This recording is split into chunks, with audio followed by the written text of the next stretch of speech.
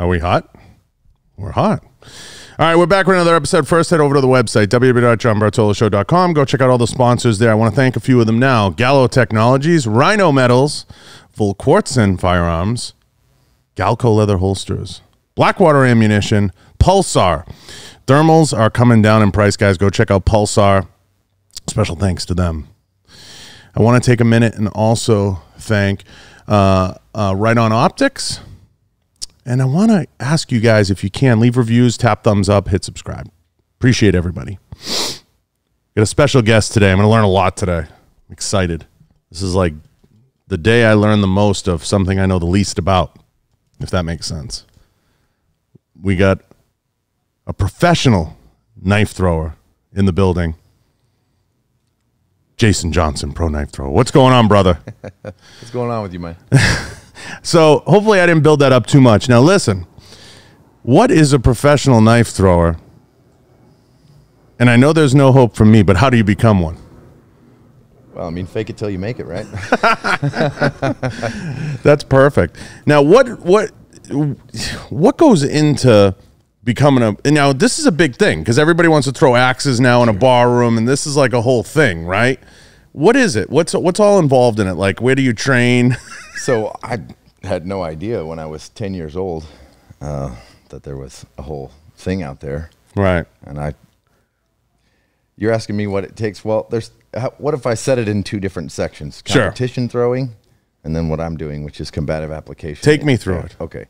So I, as a kid, started about 10 years old in a small town. My dad's the deputy sheriff, and you got those Sunday movie martial arts marathons, which are pretty awesome. Fucking unbelievable. I was like, I want to throw a knife. So I didn't have any. So I mowed some yards, and I got some money up and went to a 5 and dime store and got my first K-bar.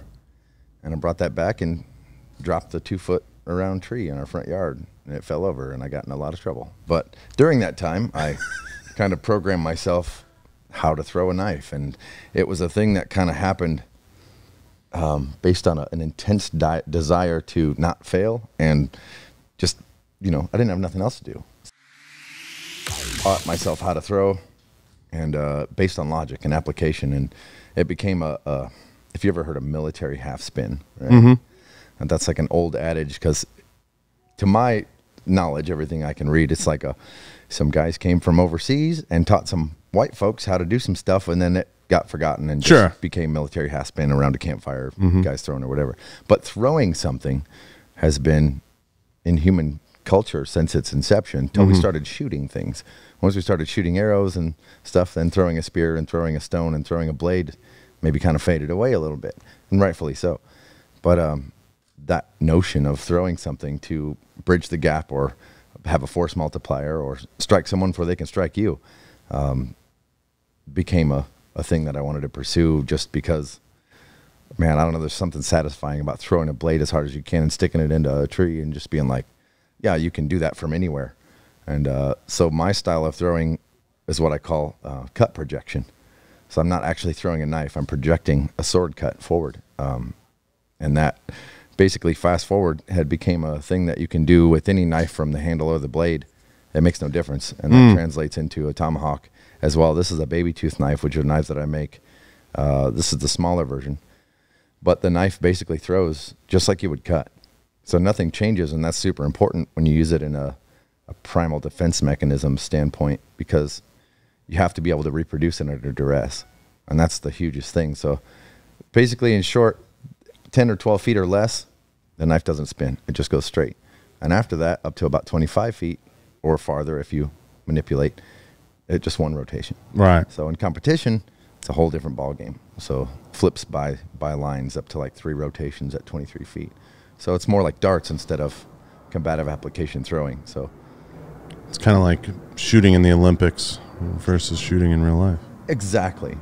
That's a great analogy. That's probably the best analogy I've heard on those two subjects. So up until like 3 years ago, I had no idea there was a competitive knife throwing world out there. I haven't thrown knives all my life without even knowing.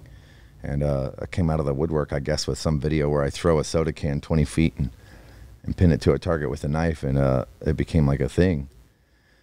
So now everybody is doing it, which I'm real flattered, and it's for me, it was just hitting a moving target, just practice for hitting a moving target, tracking where something's going to be when your knife impacts it. And you know, it was just something I'd done for years. So you feel like you're self-taught, or along the way were there a few mentors tucked in there?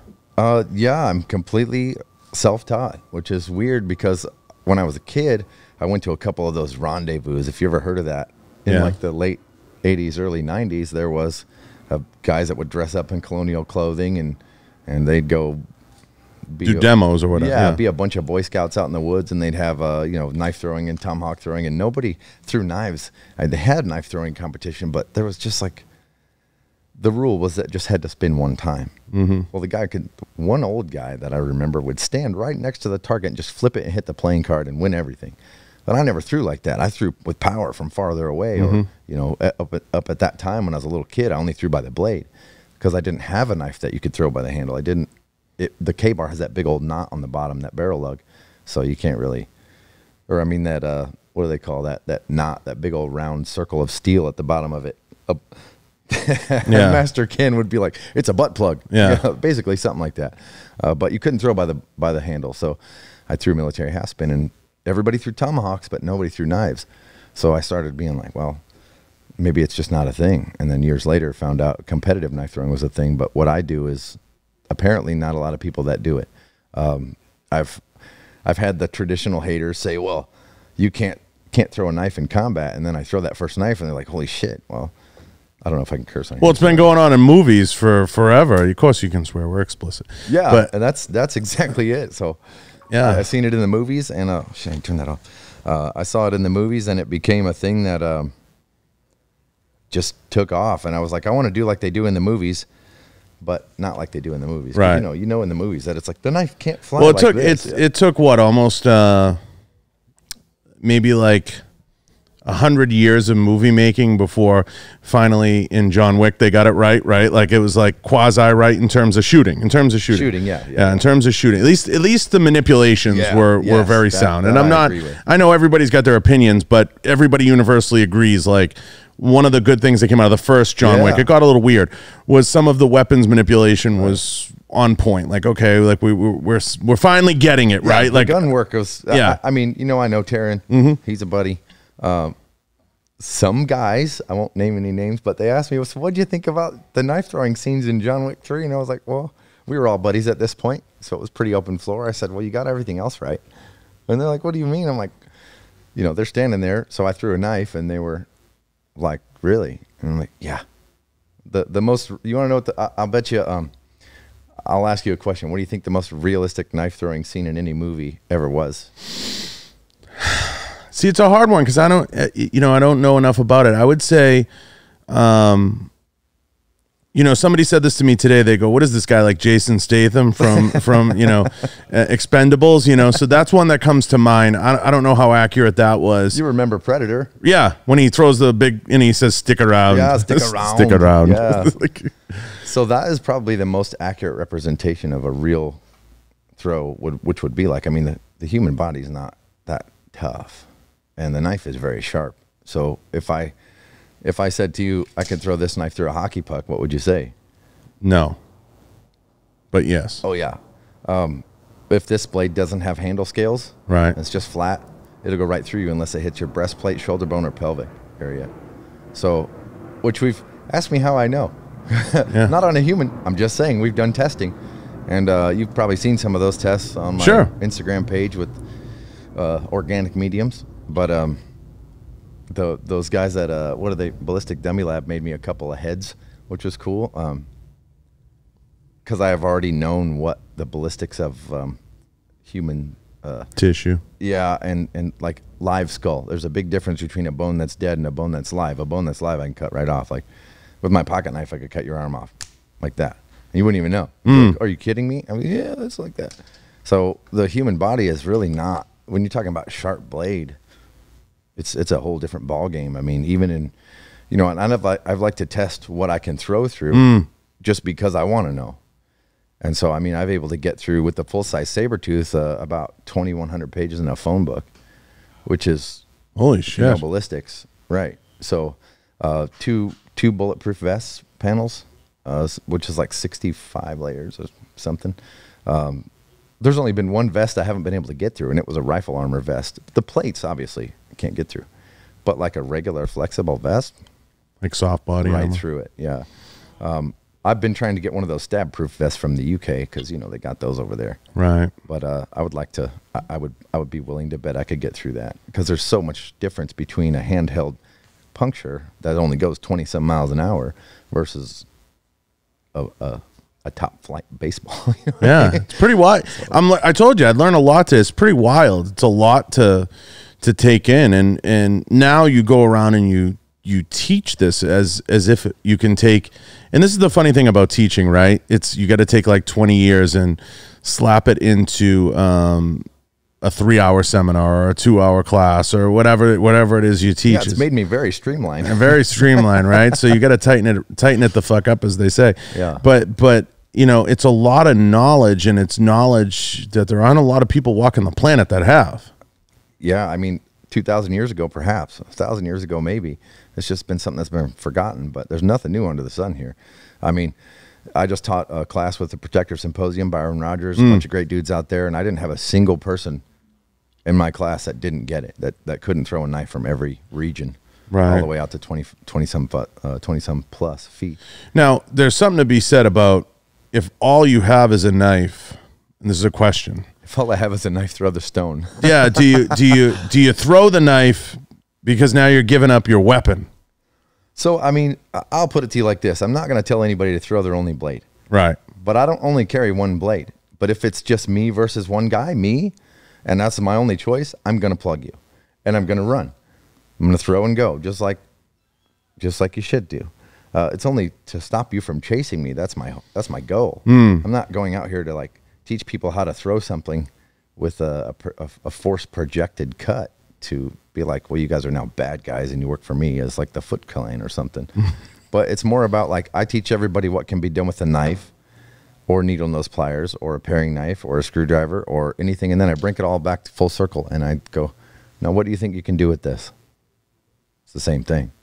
I'm transferring a force. You know what I mean? This is a weighty glass. I could drop somebody with that.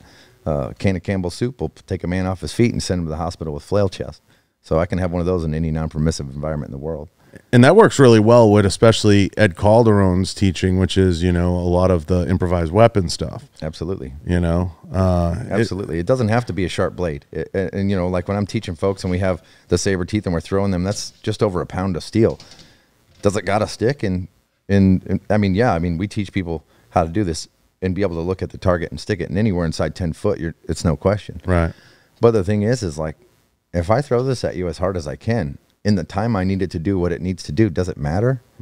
Well, it shouldn't. No, it shouldn't. So what would it matter if I threw the metal stapler on your desk or whatever else at you in point blank range at that type of force? I mean, you know, it's just learning how to throw something has been something that I was really intrigued to watch people do because to me, it's something that's built into a human structure to throw something. All the way back since the caveman days, we can throw things. I mean, yeah, that's something you can do under duress. I can test that shooting a firearm is a fine motor skill, something you do under duress, lining up your sights, flush to center, you know, all that stuff. And that's a complex motor skill. Throwing a rock is nothing. Well, my rock has a point. You know what I mean? But if there's a sizable rock at my foot, I'm going to throw that instead. You know what I mean? 100%. Yeah. Now, along the way of all this, you learn how to, I guess you'd say, make knives, right? Yeah. Is that the right terminology? I've been very fortunate. One of my best friends, Travis Wirtz, is a Forged and Fire Master champion. One of the direct students of Tim Hancock. He taught me how to make knives. You saw that big old trailing point recurve. It's on my page, but he taught me how to make knives, and this is an example of a knife that I learned how to make with Travis's grinder using his tutelage. And this is called the Crusader Bowie, and this is a monster blade that I've used in a movie recently that I filmed with Isaiah Washington. That was Reverend Marshal Sam Tanner's Bowie knife. And the weight of it is just insane. Yeah, and it's a razor blade. It hasn't been sharpened since. And, you know, all those goofy lines on there and stuff are things that I learned from doing heat treatment testing with Travis. I mean, there's no clay that's been used on that blade. It's all done through thermal cycling. That's a 1095 blade, about a 62 Rockwell edge and a 57 spine. And I like battle blades, so I'm all about form and function. So G10 handle scales, full tank construction. impervious to damage so much on the handles, and that's why these are G10, because they get beat up. I want a blade that's a tool. If I want a fancy knife or something that's flashy, I'll use this. Right, that's crazy. Yeah, but I mean, it's funny because the saber tooth weighs as much as a 20-ounce claw hammer. I've been a master carpenter all my life, and I was like, picked up my hammer one day and had a saber tooth in my hand. I was like, they're about the same. So if I said to you, what do you think would happen if you threw a hammer at somebody point blank range as hard as you could, it kind of puts it into perspective and say, I remember a time I was teaching at Wes Whitlock's place at Rogue American, which Wes is a great dude. I like Wes. And he brought some other guys that are friends of his in, and they're good friends of mine. I love them all. And he was like, yeah, I want to have Jason show you guys knife throwing. And one guy that goes, knife throwing.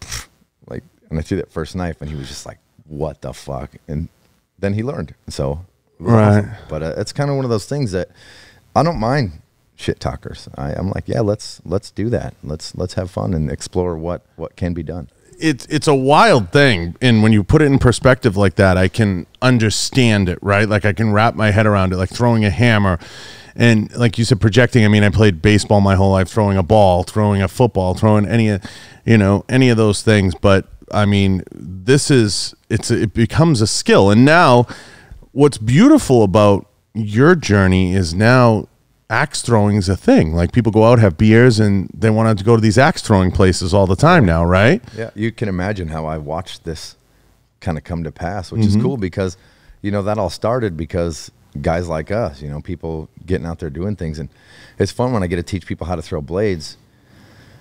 It's implemented cutting. It's not throwing anything. Well, that tomahawk I gave you up there, that primal habitat utility cutting tool, throws exactly the same as the knife. Exactly the same. There's nothing different. And it's fun teaching guys because I bring it all full circle and say, now look what you can do. And I show them the tomahawk, and it's exactly the same. Right. And they're like, wow, now I can hit whatever I want to aim at within whatever distance region until my maximum throwing range. You know what I mean? So you can throw 50 feet, and it's only 2 rotations of a blade. At the same time, where there's other styles of knife throwing. No spin throwing is a thing where if I just take the handle scales off this knife, and instead of putting my thumb on the spine, I put my finger on the spine, well, I can throw it no spin as far as I want it to go. And it just kind of bullet spins, which was the thing I discovered with friends of mine, in the last few years, where we just pushed the limits to see what we could do. But that takes a specific knife. That takes a specific design to make physics work for you. But this style of throwing that I teach is anything. You can just, like I said, needle nose, pliers, paring knives, screwdrivers, doesn't matter. Anything with the point you can make under that system applicable to looking and sticking where you want to stick it. So it's fun. It's freaking amazing. And the whole thing of a primal defense mechanism is like, look, guys, I have a 2011 Staccato XL on me. It's in my truck as a courtesy to people that I don't need to be armed around. But still, like, I'm driving that, but that's my normal carry gun. If I can get away with using it, I will. But I would ask you this. I mean, about refraction rate. You know what that's all about. I mean, we had a guy in my hometown filming for cops, and he met his end that way. He was off on a 45-degree angle, and somebody came in with a BB gun, and shots got fired because no one knows who's shooting when guns come out, and bullet went right through him off at a 45-degree angle and hit him underneath where he was filming, and his family sued the city. And I'm like, okay, that's a different story, but yeah, that's another podcast. I signed the waiver. But the idea of, look, if I have to shoot you point blank, because danger is usually cowardice, which means it's always usually close and a surprise. I have to shoot you point blank. Well, if I have to shoot you once, I'm going to shoot you twice. And if I have to shoot you twice, I'm going to shoot you again until you drop or run, until the threat is eliminated. You're going to fall. Well, every single one of those rounds that I fire, especially close range, and then at distance, you have other factors. Aim goes into range. So are all those rounds going to stay inside that person? Maybe, maybe not. I can test the voids and cavities and intestinal system that you have in your body according to what you're wearing, the angle that you're facing, and all that stuff. Those rounds can come out and go off to up to a 50-degree angle. It's funny, hearing you talk like that, because the physiology and the body composition, it's very interesting when you start to talk to high-level guys about anything. Like take jiu-jitsu, for example. When you go to like a Gordon Ryan seminar, you start to hear guys that they get very into the bones and how they bend and how they move and the physiology and what the body's capable of and what it's not capable of and how long they can hold a position versus how long they can't versus the pressure. They know to the pound the pressure that they can apply, and it's a feel, right? It starts to become like a feel. So, definitely, I can understand, appreciate when you start to get into that stuff, because it starts to show the expertise and what you understand. Well, we can get into a lot of that. Yeah, it goes down a rabbit hole. I mean, don't get me wrong. It goes down a rabbit hole because a lot of it, and this, like I've sat through high-level jiu-jitsu seminars and certain, obviously I'm not a ballistician, but ballistic seminar, and there comes a point where it starts to go like this. That's why there's forensics, and that's why it starts to get down that wormhole, and that's not something that everybody needs to understand. It's like when people ask, how fast does the bullet go? I say to people all the time, you can't outrun it. Yeah. So, you know what I mean? What you got to understand is, like, you're not going to outrun it. Okay. Right. So let's just say it goes fast. Like, we can get into the debate of, geez, I need 2,800 feet per second, or I need 2,000. Listen, you're not going to outrun it. Sure. Let's leave it there. You're not going to outdrive it. That's for sure. You maybe if you take a turn. So, because there's not heat-seeking bullets yet. It's fun for me being able to get into this world to where I can actually teach people what I'm doing and talk to guys that are military field medics and things like that and compare and contrast. I mean, I grew up on the farm. I can butcher a cow in about 7-8 hours if you got a bobcat and have it all packaged up for you and ready to go.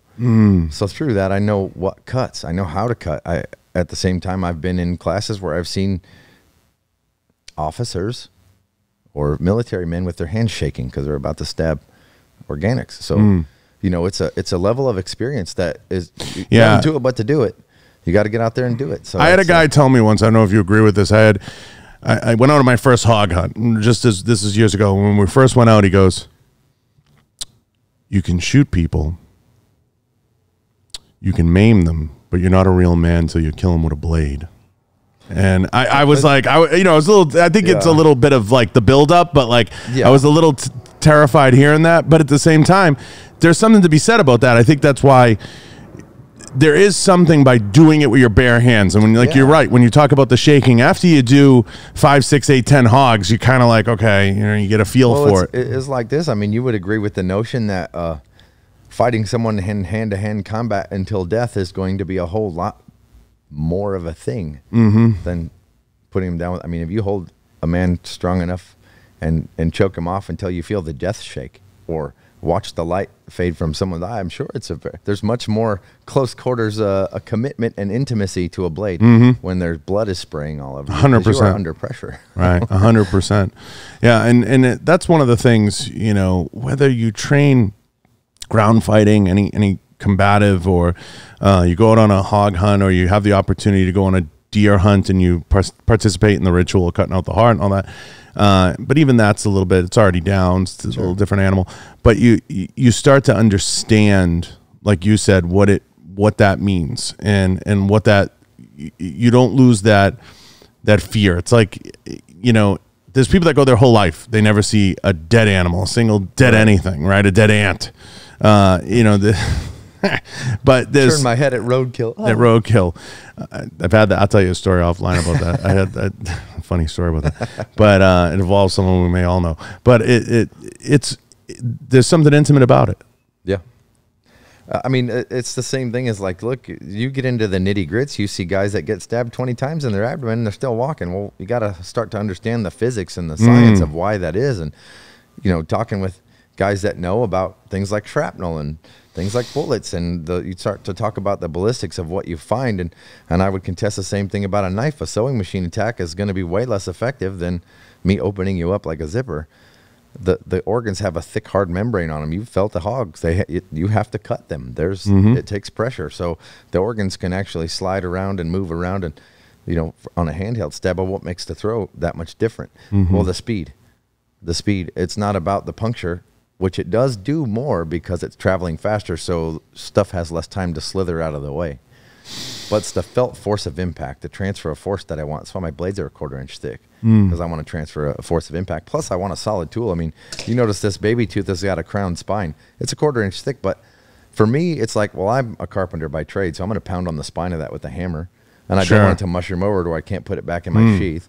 You know, the form and function's got to be applied. Bringing the edge geometry down to half the thickness of my thumbnail before they sharpen it. That's important so that it cuts well. You can make a small knife perform like a big knife if you have good edge geometry. You know, the edge geometry, the same thing on this blade is, you see how thin that sharpened edge is. Sure. Well, I brought that basically into sharp before I sharpened it. So, you know, having that edge geometry, and we can get into slopes and all that crazy other stuff, but I mean, you take a man with that pretty quick. Pretty quick. That trailing point recurve that you saw in my bag has taken a hog in half, clean in one swipe. Oh, sure. So that thing's a beast. Now, when people take me through this for everybody listening, because I don't want to go too far over people's heads because we can real quick. When people go out and they're buying a blade, and I'm talking about I'm talking about the bowels of retail, right? The average Joe. I lived there for years. Yeah. Let's go there for a second. You know, where should they start and what should they look at? What would be like 3 things that you would say you need to look at or you need to consider? And let's say they just want something they can carry, you know? Sure. That's a great question, man. And I think that there's 2 questions: EDC or backpack. That easily. Let's say EDC. The person's going to carry it. Sure, the person's going to carry it. Then I would say make sure you can get it out under duress if it's to be more than a tool, because a knife is, after all, a tool like anything. But if I am having the notion of carrying it for self-defense possibilities or anything like that, then I would want to make sure that when someone's hands are on me and I'm falling backwards being punched, that I can get it out and into deployment. Into play. Because I've been there, like as a 17-year-old or 18-yeld kid. When I just turned 18, I went to look for the Carpenters Union Hall. I went too far north. Long story short, guy reached in to turn my vehicle off. I had an old Oldsmobile Delta 88, and I had a Columbia River knife and tool knife, and I couldn't get the flipper open as my hand came up, pinning his arm against my steering wheel and trying to put it in him. Well, I was mad about that, but I had kept it closed and used it as like a coup baton because I couldn't get it open, so I just had to commit with my hand as a fist.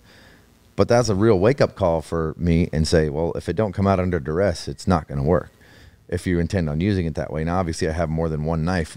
I'm not going to use this knife as my under duress blade. You know what I mean? So at the same time, it's a cool box opener. You know, it has tool purposes. As a carpenter, I'd carry one of my baby teeth in my tool bags because that's my working knife. That's my hard use knife. At the same time, I can pull that out in a restaurant and not tell the waiter I'm using not their knife to cut my steak. And I swear to God, if somebody cuts my steak for me again at a restaurant before I get it, I'm leaving the state. I don't know what that's about. California, Arizona, yeah, I've had they bringing steaks out around here with them being cut nowadays. Not unless you ask for it, right? I mean, we've asked for it because I think we like the display of it, right? Yeah, maybe. But that was a different thing for this Nebraska boy. Right. Or maybe they don't know how to cook it. Yeah, it was a new experience. Right. It can ruin it. That's I think it's mostly because the restaurants don't have sharp knives. I mean, if I had a restaurant, I would bring you out a steak knife that would be sharp, not serrated, and you would be able to cut your steak like it was meant to be cut. I mean, I know a couple chefs that are stickler. I made a chef's knife for a guy named Don Lupo. Super awesome guy, really good chef. The thing is 3 foot long. And it's a seriously apocalyptic, war-ready, double fuller chef's knife. And he's used it for cutting. He's like, dude, this thing cuts better than, man, this is awesome. And it's pretty cool. So what mistake do most people make when they're buying a knife? Stay out of gas stations and stay out of Walmart. I mean, look, it comes down to form and function. It just depends on what you want. If you can get it out under duress, there's a lot of lessons I can teach you there. But, I mean, figure out what you want it for. If you're like, I'm going to use this as defense, then I would say, will you ever be in a knife-on-knife fight? I don't want to be. Guys like you and John, Tony Sentiment are why I throw knives, because you guys are scary. You know what I mean? So, Tony's a lot scarier than me, but... Yeah, he could pick us both up and run away. Right. But, you know, I got to ask, like, you know, without putting anyone down, what would be the 3 bowels of retail? Like under $200 and under would be a place to start. Like what 3 brands would you say are serviceable? Sure. I'm going to go with, Tops Knives makes a lot of different stuff. Huge SKU catalog. What they're looking for. And I say that because I'm a knife maker, so I can take things and fix things and do things. And so I look at things a little bit differently. But as far as sturdy use, And as far as like out the box, 1/4 inch thick G10 handles, I like that. It's the same style I like to run because it's tough. They're beasts. So I would say tops knives, and then I would go with like I know there's a lot of people probably going to be watching this going, say me. Right. That's why I did it. Man, you're killing me. You know, like I said, it comes down to what you're using. I mean, if it's give me the answers. If it's top knives, then I would say Spyderco's been around for a long time. Okay, I know Sal; he's a great guy. I like some of the things they've done with some of their EDC knives, being able to again opening under duress. You know, I've taken. The thing is, man, I've had a lot of production. Got one more to go. I've had a lot of production. Got one more to go. Cold Steel's pretty good. They've been up and down. They've been up and down, and you can kind of hit a crapshoot with wherever you go. Sometimes you can get, but as far as like blanket box cutter, I've thrown a lot of Cold Steel knives. I've had a lot of, this is Cold Steel knives, the Spada XL. So, I mean, it's like, yeah, Ford makes crappy vehicles, and they also make good vehicles.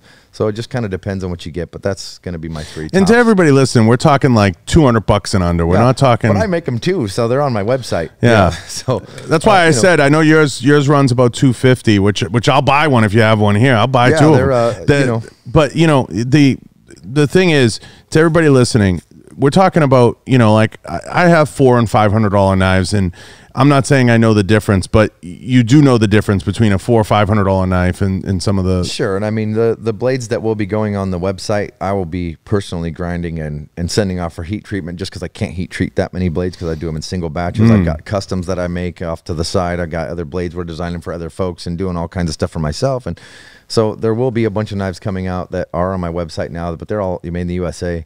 And so that's awesome. I like that a lot. I know it's harder to get things done in stateside, and it makes it more difficult, but I like that. I like the guys that we're working with. And but I will say, you know, if I flew somewhere and I didn't have a blade, I'm just going to go to Walmart. Right, just buy a cheap throwaway. A little, not even that. I'm just going to go buy a paring knife. Yeah. I don't need a throwing knife. Your bottle of whiskey's just fine. Yeah. You know what I mean? So, yeah. But having a blade for close quarters defense, because again, evil's always close and it's cowardice and it's usually a surprise. So having at least a blade that I can open someone up with and go. I mean, that's the same principle between, I don't know if you've seen, I have a video on my Instagram page. It's just showing the example of what can be done. The indiscriminate primal defense flinch response mechanism of me throwing a blade to stop a threat. And then I pull out my pistol and put rounds in both enemies. So it's very Tony Blauer of you. Yeah. Yeah, well, it's true. It's a good way of putting it, but my flinch response has always been chink with the, with the knife. Of course. He's made his go like this, and I made mine go, So, but it's a real thing. So, but when you have that response of danger, oh shit, you level your head, you sit your head straight up like every animal does in the animal kingdom, and you address the threat. So and I try to explain to people, especially when it comes to firearms, a lot of people will be like, I'm going to a gun show, like what should I look at, or I'm going here, and I always say, like, I've been to blade shows, and blade shows have a similar thing. There's always, and it's a joke, there's always the Chinese knockoff table, right? There's always like that. You have to be careful. You are going to get to some degree what you pay for in some respects.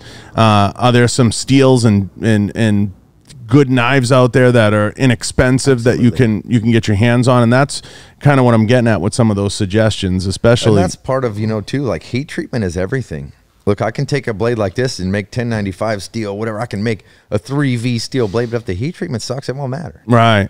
So that is where a lot of individual makers, a lot of companies, a lot of people that are in the game are, it's a two-pronged sword. You can make the coolest knife in the world, but if the heat treatment sucks, well, it's a wall hanger.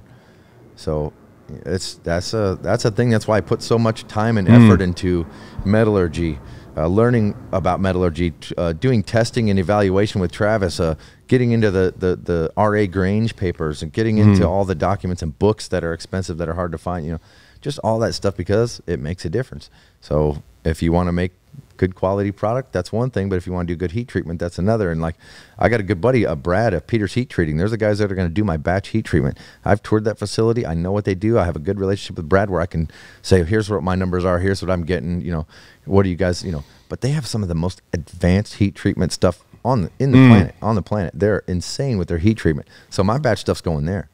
So the good thing about what you do and your skill is you don't have to deal as much with the Instagram bullshit artists out there like the gun industry, though. Yeah. It's not as bad. And when it's bad, it's probably really bad when you look at something.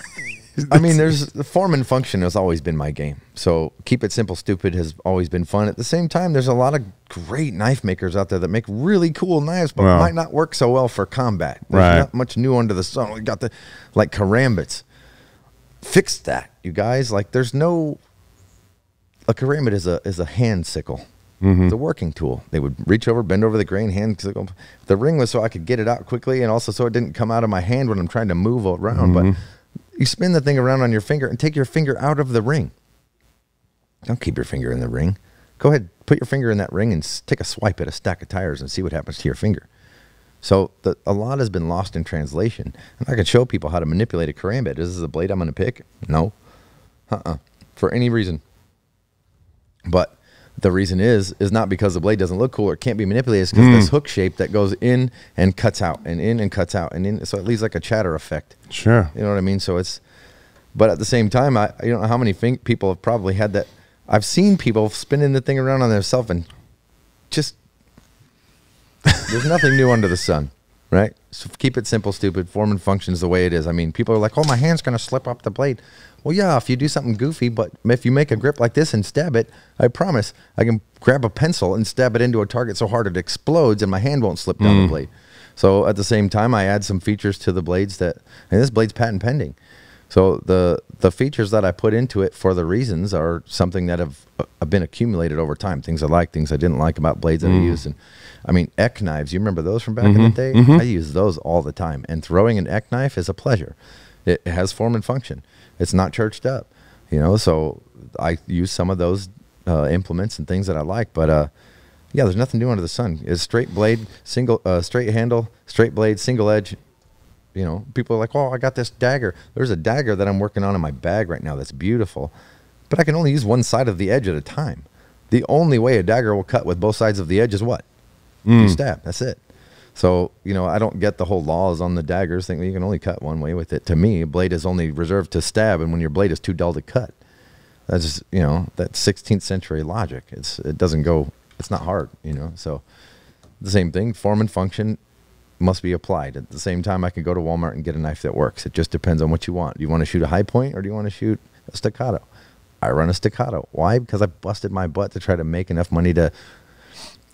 Have you ever heard that phrase, I'd rather die with an officer's sword than a soldier's sword? Of course. Yeah, it's the same kind of deal. I would rather them find me with, you know, some awesome stuff than some crap that wasn't so good. So now,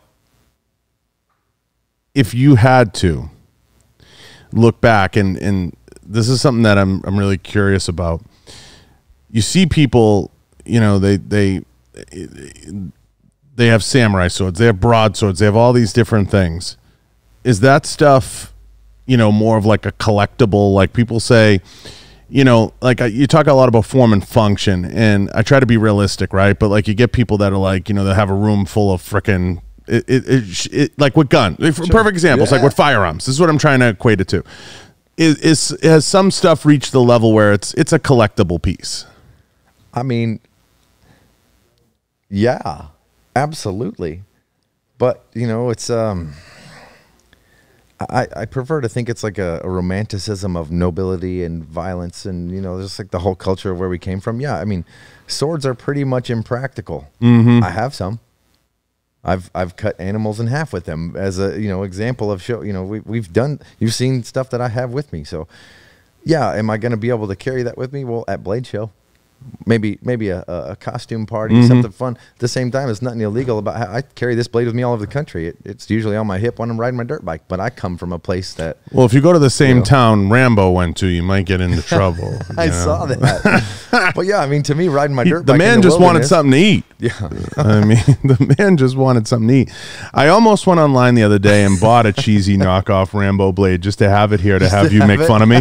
You know what I mean? I think we've all had those blades, man. Seriously, right? You know, like I was looking the other day, I think they're like $180 online, made in China, you know, made in China, fucking made in China.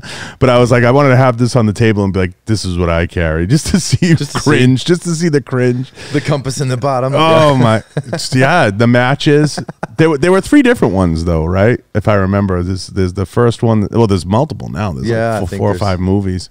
Poor Gil Hibben, man. That guy got shafted on that. I heard, yeah. You know, it's funny, when I was peeling around looking, I heard he got, what was it, screwed out of the royalties, the guy who designed it, right?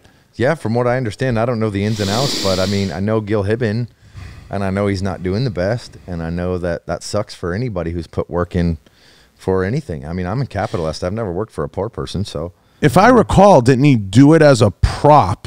It was a movie prop, or he designed it and gave it to them, and it was like one of those situations where he was like, he did a bunch of them, right? Wasn't both, Jason did like, and like he said, prop and the real knife. Yeah, and he said try it because there's 2 different versions, and the movie didn't. It wasn't that the movie fucked him. It just he didn't have like his patents and everything in line, right? I'm guessing there was some litigation issues there. That was, I mean, I've seen things in Hollywood. I've seen things go down. I've seen overlooked stuff. I'm going to stop right there. Yeah, I've seen things. It's one of those situations where I know I read some of that story. Like he wasn't taken care of to the point where he could have been, because that thing probably sold in the millions. Yeah, and I mean, I'm hoping not to follow those footsteps. I mean, Ken Onion's a good buddy of mine. He's got to hold more patents than anyone in the knife world. Ken Onion's a great guy. He's one of the dudes that get me smiled at ear to ear, and I really like him. He's a big help for me, and you know, we all know each other in the knife world. So, sure. I mean, it's a tight knit community. Not as big as the gun world, perhaps. But, well, it's still. I've been to some of those knife shows. They're pretty damn big. If they ever happen again. Yeah, I mean, that's a real thing. Yeah. I mean, knife show. The thing is with blade shows, all shows in general are in trouble right now. And I know my friends in the show world don't like to hear that, you know. And I've had some of them on the show, and shows are in real jeopardy right now, and it's a problem. I think there is a place for them. How big of a place, I don't know.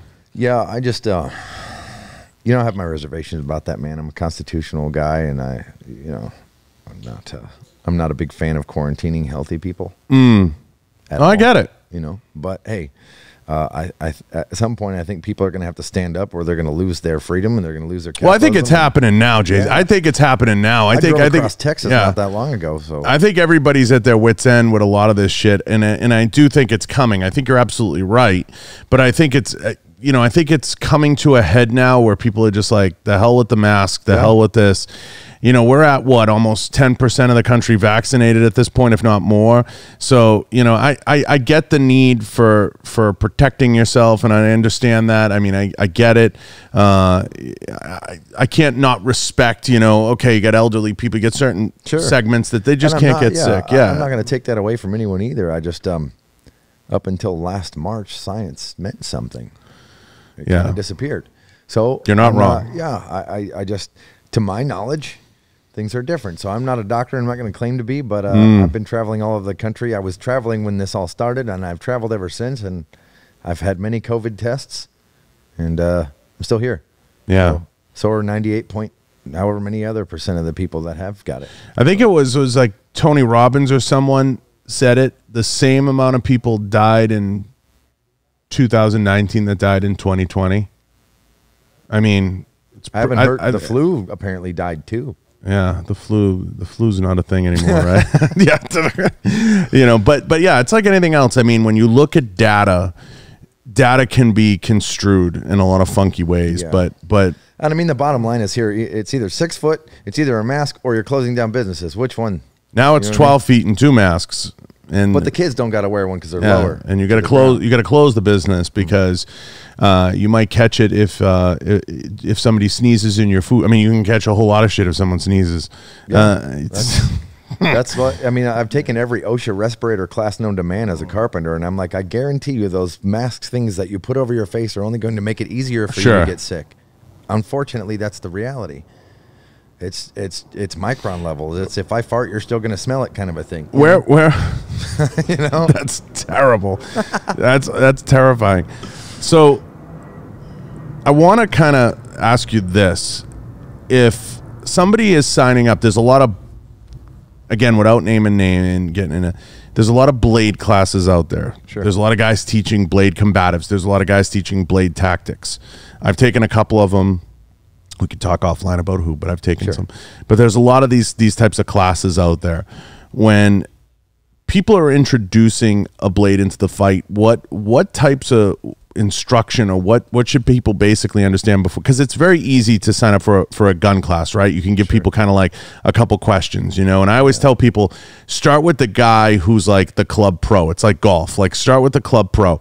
When you learn everything you can learn from that guy, you'll have enough of an understanding to know the questions you should ask to get to the next level, to ask the next guy. And then it's going to come down to, do you want to start to take tactical classes, or do you want to start to take competitive shooting classes, which are two different paths. Well, you've heard me already say form and function. Right. And close quarters disassembly is the same exact thing. There's not a 50-step fighting program to do a knife fight.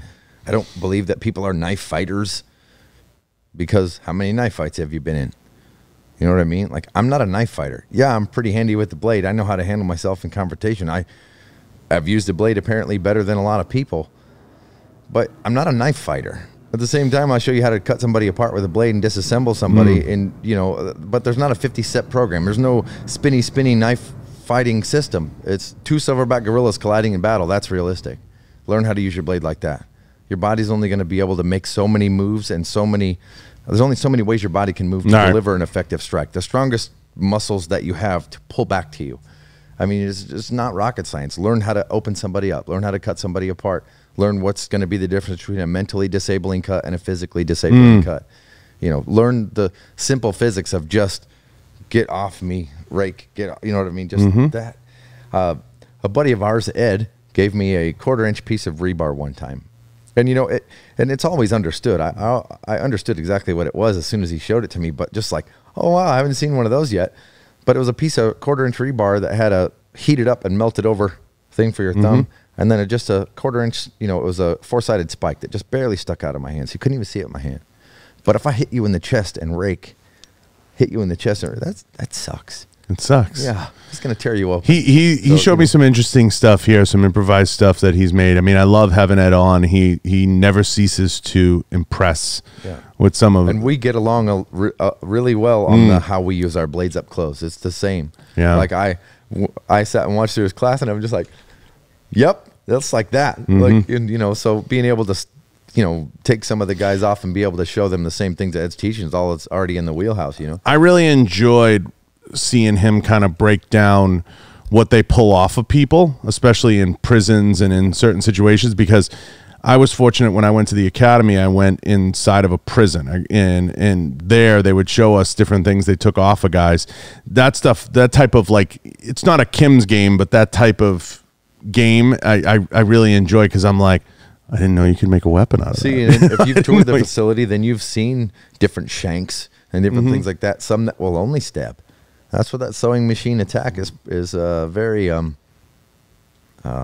it's there a lot. Yeah. For lack of a better word that I was thinking of. But what I'm saying is, if you see a difference, if you see one of those prison weapons that actually cuts, right, it's a totally different thing. I mean, you've seen the sharpened toothbrush. I've seen everything from guns that are made out of pencils and book of matches. I actually shot my buddy with one once, and it bruised his ribs. So they work. But, you know, that kind of a thing. I've seen it all. Nunchucks out of duct tape and magazines. And there was one that I saw that comes to mind. It's funny we're talking about this, and I've never talked about this with Ed. There was one that I saw that a guy or gal manufactured out of tape and the wires from a bed frame. It was really interesting. No And it was just an ice picking type of method, you know, but it was like they took it and they crimped it all together so it would be something that they could. And I remember my teacher saying this is something that they would use to, like, go at someone's eye, to go at, like, the sensitive I mean, part. even in the 16th century, stabbing the face was a technique for when your blade is too dull to cut. They stab you in the face because, well, where's it going to go? It's going to go into 3 cavities. Soft tissue. Yeah. And I mean, the rest of your body's soft tissue too. I mean, you could literally cut someone in half from shoulder to hip bone. It's not like that. You know, it's not like you're in the movies. It's not like that. You will get cut in half if the blade is formidable. A small blade will cut you open. A big blade will cut you in half. And it's just in the blink of an eye. It really is like that.